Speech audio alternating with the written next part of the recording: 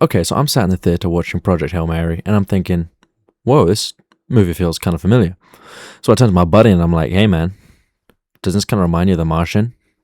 And he says, well, actually, the books are based on and written by the same authors. I felt kind of stupid realizing I went into this movie not knowing it was by the same guy, but honestly, I'm glad that I did.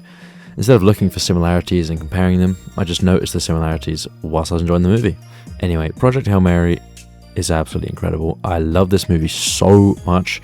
I'm a poor university student, but I am seriously grappling with the decision to purchase the Lego set. I mean, have you seen it? It's cool and it's big and it spins and it's got the... Anyway, The Martian has been a favourite film for me and my brother since we first saw it, and it got me thinking, which is better?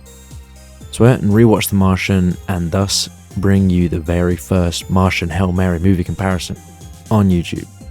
Probably, I haven't checked if someone else has made one yet.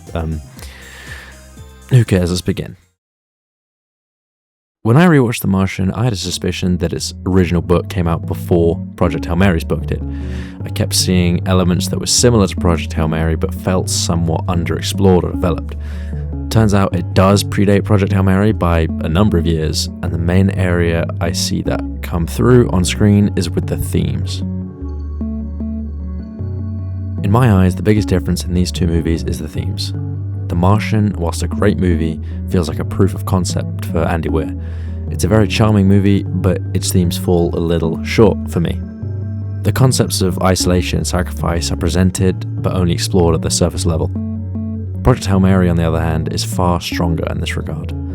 The Martian portrays the fate of one man perceived by the world, whilst Project Hail Mary gives us the fate of the world perceived by one man. This gives Hail Mary a huge advantage when exploring the isolation theme. Whilst the Earth scenes in The Martian make the movie far more enjoyable, they also limit the thematic impact of Watney's situation. On the other hand, all the Earth scenes in Hail Mary, portrayed non-linearly, serve to enhance the themes not only of isolation, but of self-sacrifice. Equally, a large aspect of The Martian's draw as a movie is Watney's attempt to regain communication with NASA, whilst Hail Mary's comes from the defined lack of communication due to the incredible distance. Each portrays the protagonist's isolation differently, but at least for me, the point does go to Hail Mary. Now, this was definitely one of the most interesting aspects of the two movies, for a number of reasons. But off the bat, I will say, I watched Hail Mary in cinemas, and it was fucking spectacular. I mean, the camera work, colours, visuals, everything.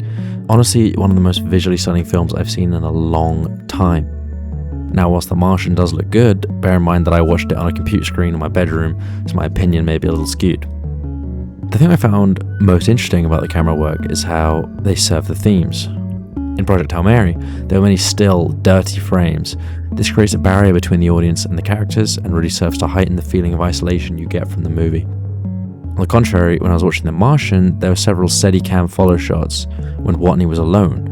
Whilst it is one of my favourite filmmaking techniques, in this case I found that it served to diminish the feeling of isolation. One aspect both films share and execute excellently is the ship's log. I loved this in The Martian when I first watched it years ago, and it still holds up in Hail Mary. It's a fun technique that works brilliantly for getting a direct dialogue with the protagonists and a well-needed narrative device when exposition is required. One aspect of The Martian that I did really enjoy was the soul count. This was a great way to show the passage of time and really heighten the movie. My buddy that came to see Project Hail Mary with me actually read the book a few years ago, and he said that the movie didn't express the passage of time as well as the book did. Personally, I don't think the soul count would actually help Hail Mary, but nevertheless, I think that's an aspect the film could have improved on. Even so, point to Hail Mary. I mean, come on, just look at this, it's beautiful.